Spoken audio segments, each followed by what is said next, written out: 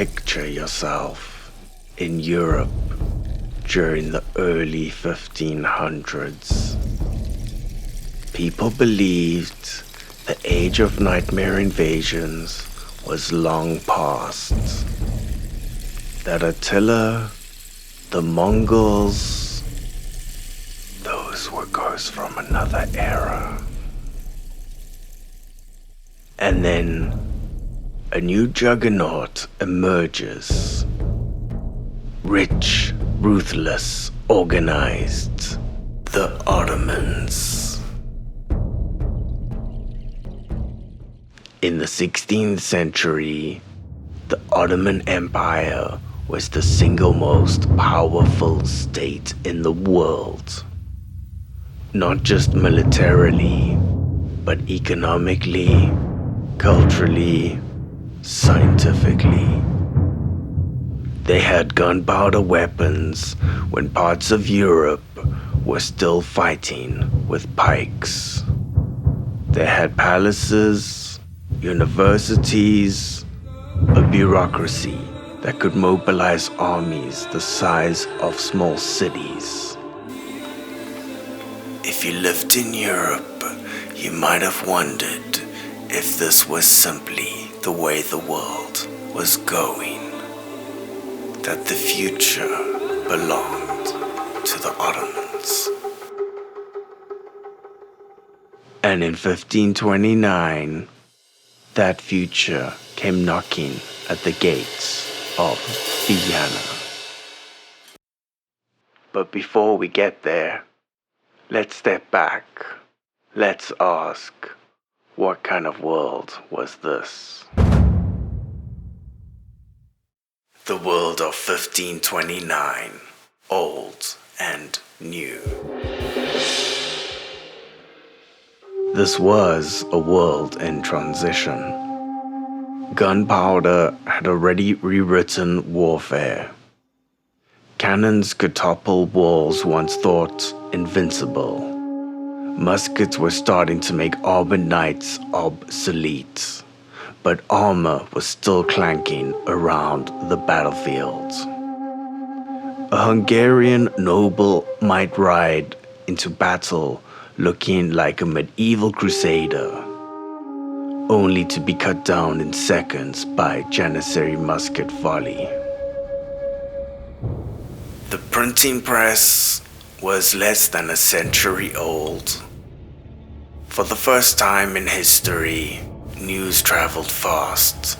Broadsheets describing the Turkish menace could circulate across Europe in weeks, fueling panic. The New World had just been discovered. Spain and Portugal were bringing back silver and strange crops from across the ocean. But in Central Europe, those discoveries felt distant. For the people of Vienna, the frontier that mattered wasn't across the Atlantic. It was a few days' march to the east. Old technologies were fading. Castles with high walls were useless against gunpowder artillery. Knights with lances were more decoration than strategy. The battlefield of 1529 was not medieval anymore. It was proto-modern. This is the backdrop for the siege.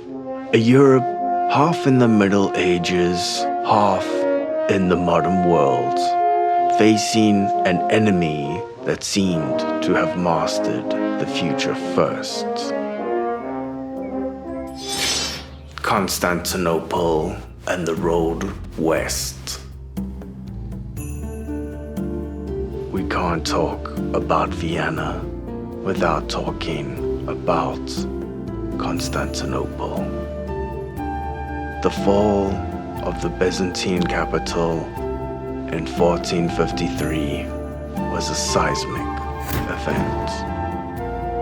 For 1,000 years, Constantinople had been the wall protecting Europe from Asia. Its massive triple walls had repelled every invader since the 5th century. Until Mehmed the Conqueror rolled up with cannons the size of houses and blasted unbreachable city to rubble. The fall of Constantinople didn't just redraw maps, it shook souls. Eyewitnesses called it the end of the world. Priests thundered that it was divine punishment. Refugee scholars fled west, carrying with them the ancient Greek manuscripts, fueling the Renaissance. The events that terrified Europe also helped spark its intellectual rebirth. That's how world-shaking this moment was. After 1453, the Balkans fell like dominoes. Serbia, Bosnia, Albania, Bulgaria swallowed into the Ottoman system, and then came Hungary. Here's what most people miss. When Mehmed II took Constantinople, he didn't just gain a city, he gained a mission. The Ottoman sultans claimed the title Caliph, leader of the entire Muslim world. That meant their wars weren't just about territory, they were about religion, destiny, legitimacy. In Ottoman propaganda, the conquest of Christian lands wasn't just expansion, it was jihad, holy struggle against the infidels. For Muslims across the empire, this gave the wars against Europe a spiritual weight. For Europeans, it added a layer of terror.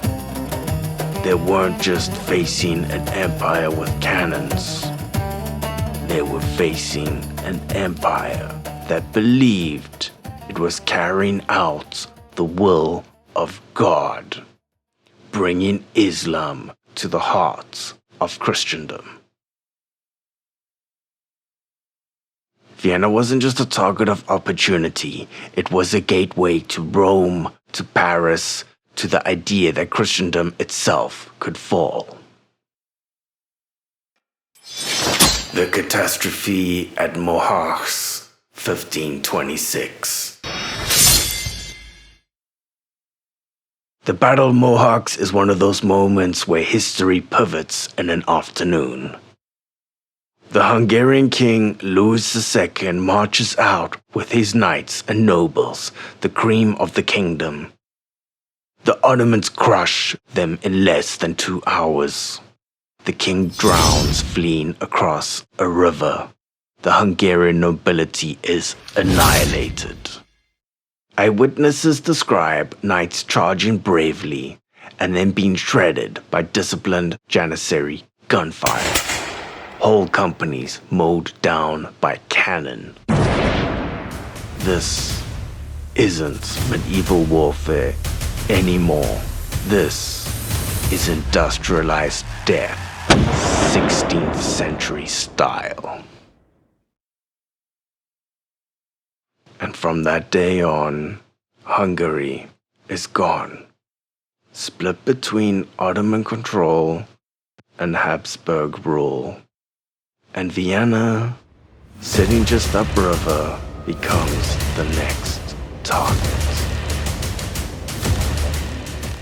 Who was Suleiman the Magnificent?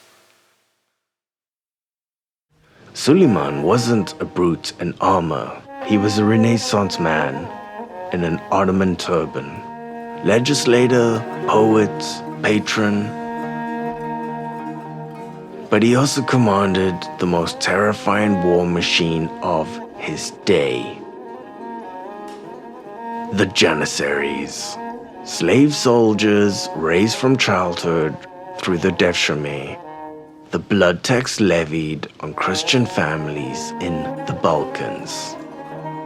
Boys taken at the age of 8 or 9, converted to Islam, drilled until they become the professional corps of the Ottoman army, fiercely loyal, deadly with firearms. Imagine you're a villager in Hungary. Ottoman officials arrive. They take your son away. Years later, he comes back, not as your boy, but as an elite Janissary, part of the army besieging your homeland. That's the psychological terror of the system. Some families mutilated their children to avoid the levy, cutting off fingers or knocking out their teeth so they would be rejected. And yet, paradoxically, for some boys, this was the ticket to greatness. Janissaries could rise to the highest ranks of the empire. It was both a nightmare and a strange kind of social mobility. The March to Vienna. In 1529, Suleiman gathers perhaps 120,000 men, one of the largest armies Europe has seen since Rome, and he marches them north. But nature fights back. Torrential rains, roads turn to rivers of mud, wagons sink, horses die by the tens of thousands. Cannons so heavy they need teams of oxen get abandoned in the muck. By the time Suleiman reaches Vienna, his army has been whittled down. Still terrifying, but not invincible. Inside the city. Vienna in 1529 is not the grand capital we think of today. It's a walled town of maybe 20,000 civilians, defended by a mix of mercenaries, townsmen, and peasants. The walls are medieval stone, no match for gunpowder artillery. And yet they prepare, they dig trenches, reinforce the walls with earth and timber, melt church bells into cannons. One chronicle tells us, women carried stones, children carried water. Every hand that could grasp a pike was armed. In the shadows of Suleiman's army, Vienna became David against Goliath. The siege. For weeks, the Ottomans hammer the walls. They tunnel under, set off mines, collapsing bastions. Viennese defenders countermine, fighting hand-to-hand in dark tunnels with pickaxes and torches. These tunnels weren't dug by random soldiers. The Ottomans had sappers, specialists trained to crawl through the earth, prop it with timber, and light smoky torches to see in the darkness. Every shuffle of soil had to be hauled out of the tunnel and piled where the defenders couldn't spot it. And the men digging, many were elite Janissaries, reduced to crawling on their bellies in the choking dark, knowing a countermine could collapse at any second. flood the tunnel, or set them alight.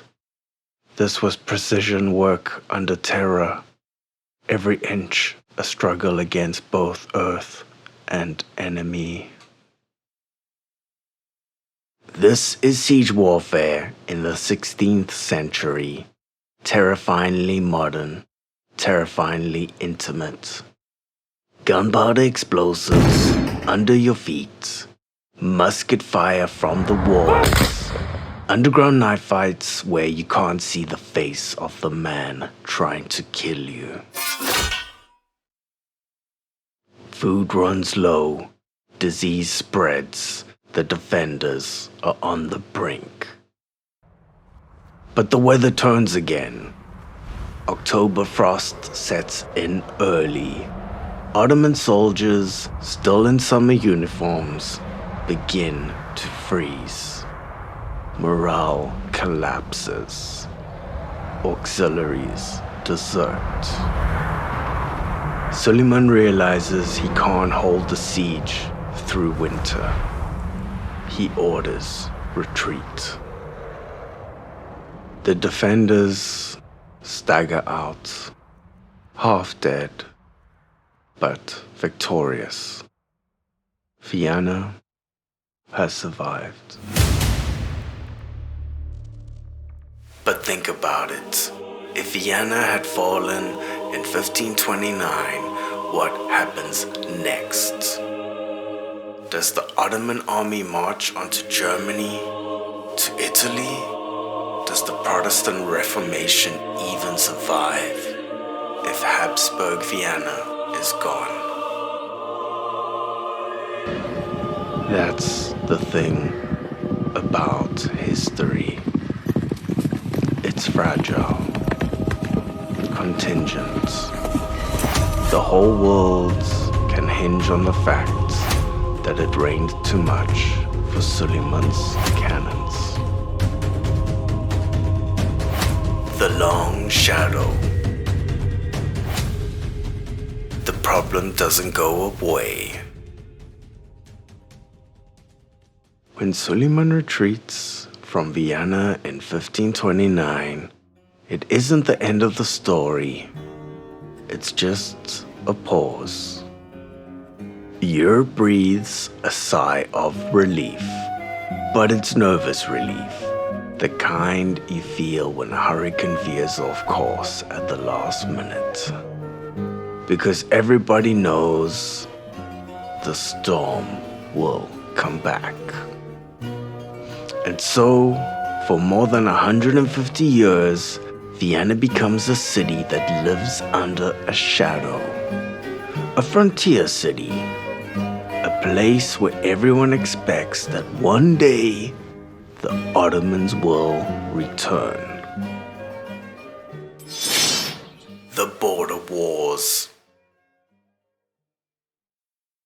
Between 1529 and 1683, the frontier between the Ottoman Empire and the Habsburgs is a zone of almost constant low-level warfare. Raids, fortress battles, burnings, counter-raids. Whole regions of Hungary become wastelands.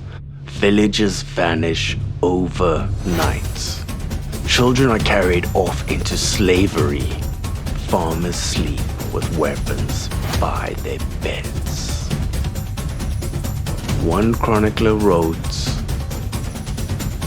"When we went into the fields, we did not know if we would return. Every road was dangerous. Every forest hid horsemen." It's not one big war. It's hundreds of little ones. Death by 1,000 cuts. The terror of jihad. Why did the shadow feel so heavy? Because the Ottomans weren't just an empire, they were a caliphate. The Sultan's titles weren't only Padishah or conqueror, he was also defender of the faith. Commander of the faithful. That meant every raid, Every siege could be framed as jihad, as part of a centuries-old struggle to expand Islam and humble the infidel. For Europeans, this was psychological warfare. A Polish villager watching Tatars ride off with his neighbors didn't just see robbery, he saw religion behind it, a faith that demanded his submission or destruction. That's what made Vienna's position unbearable. It wasn't just about land. It was about survival, identity, even the future of Christianity itself. What made the Ottomans so terrifying? We need to talk about what made the Ottoman warfare machine different. Janissaries, professionals with muskets and artillery, drilled and disciplined. The decimate, child levy, the trauma of losing sons to be remade into enemies. And some of those boys were altered even further. Castration wasn't universal, but it happened often enough to leave scars in the ranks. Imagine it, a child stolen, a family razed, and even the ability to have a family of your own cut away. Whole companies of Janissaries carried that trauma in silence. Men remade into weapons, their bodies altered, their past erased, their future only in service to the Sultan.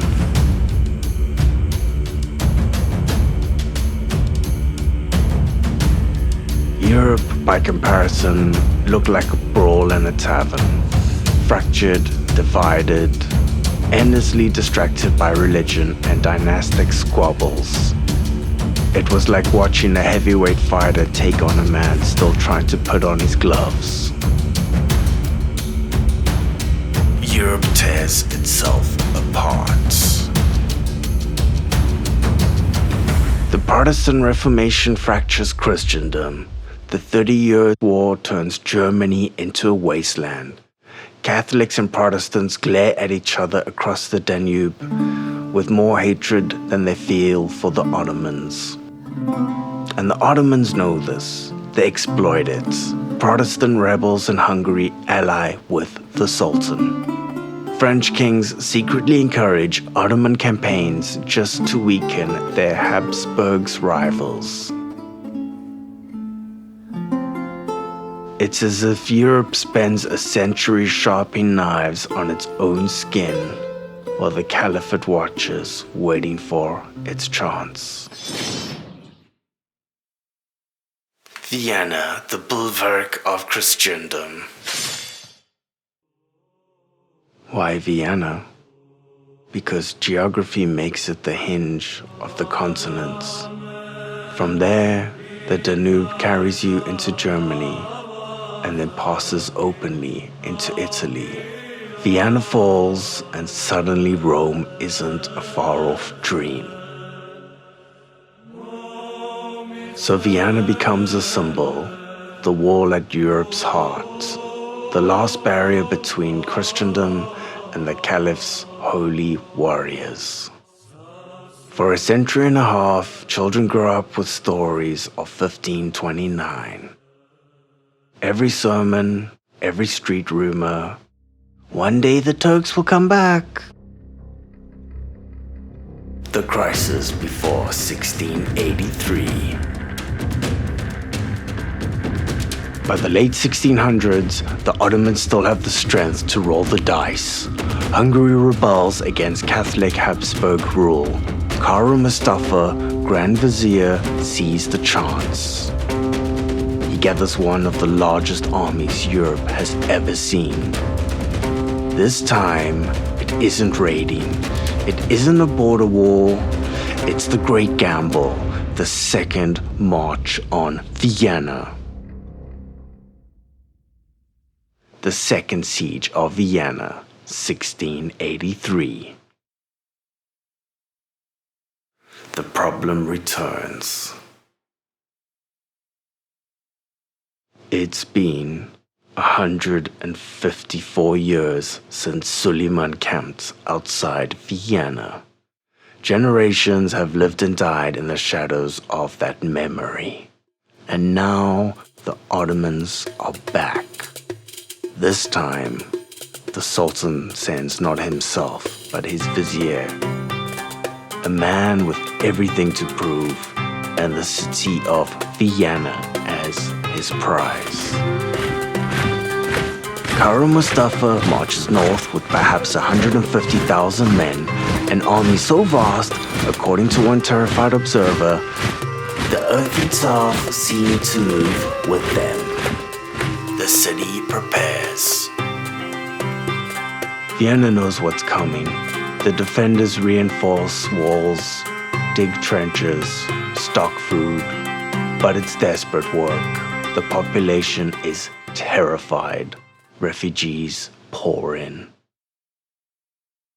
The commander, Count Ernst Rüdiger von Starhemberg, swears he'll hold the city to the last man. I will die in the breach, he vows. The siege. The Ottomans arrive. They surrounded Vienna. Trenches, artillery, mines. The pattern begins again. Constant bombardment, tunneling, explosions under the bastions. Defenders counter with desperate rallies, fighting in no man's land with sword, shot, and pike. Inside the city, famine, disease, fear, horses, dogs, rats. Anything edible goes into the pot. Eyewitnesses describe children crying themselves to sleep with hunger. Every day, the walls crumble a little more. Every day, the defenders wonder, when will relief come? The Relief Army. Help is coming. Across Europe, rulers argue and bicker, but finally a coalition forms. Germans, Austrians, Poles, and at the head, King Jan III Sobieski of Poland, riding with his famed winged hussars. Perhaps 80,000 men marched to Vienna's aid, a fraction of the Ottomans' force, but united by desperation. On September 12, 1683, they crest the hills north of the city. From the walls, starving defenders see banners on the horizon. The relief has arrived. Look at the field from above. The Ottomans sprawled across the plain, their siege lines wrapped like a noose around Vienna. The relief army descends out of the Vienna woods, holding the high ground. The plan is brutal but clear. Imperial infantry grind down one flank. Austrian and German troops press the center. And Sobieski, he keeps his cavalry hidden on the right, waiting for the exact moment to deliver the hammer blow.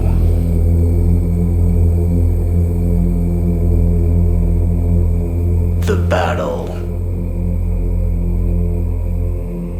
At dawn, the Allies attack. For hours, infantry battle in the fields and woods. The Ottomans hold strong. But every man Kara Mustafa sends to hold the ridges weakens the siege, and the Viennese inside notice. Half-starved, coughing blood, they still burst out the gates in small sorties, stabbing, burning, wrecking trenches from behind.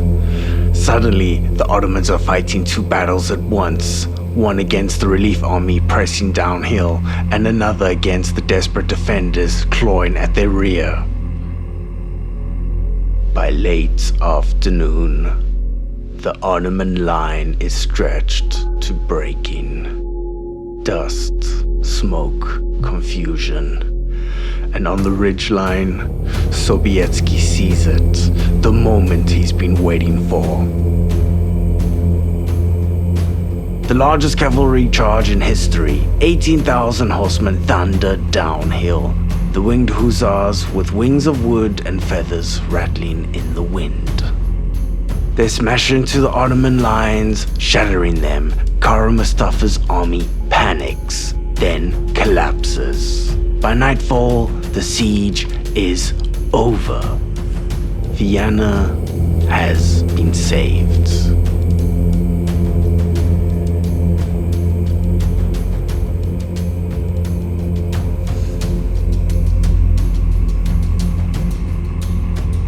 The turning of the tide. The second siege of Vienna marks a turning point. The Ottomans never again threatened the heart of Europe.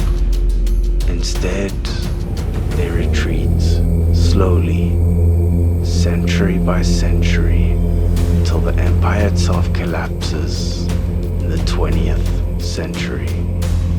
But in 1683, that wasn't obvious. What was obvious was the great tide of conquest had been stopped. From this point on, Europe advances. The Ottomans retreat. Vienna has stood as the walls of Christendom twice. Think about it. Twice in 150 years, the most powerful empire in the world marched on Vienna. By luck, courage, weather, and faith, the city survived. What if it hadn't? What if the road to Rome had opened? What if Paris heard the drums of the Caliph's armies? That's the fragility of history. A muddy road in Hungary, an early frost in October, the wings of a Polish cavalryman. Sometimes the future of the world hangs by the smallest of threads.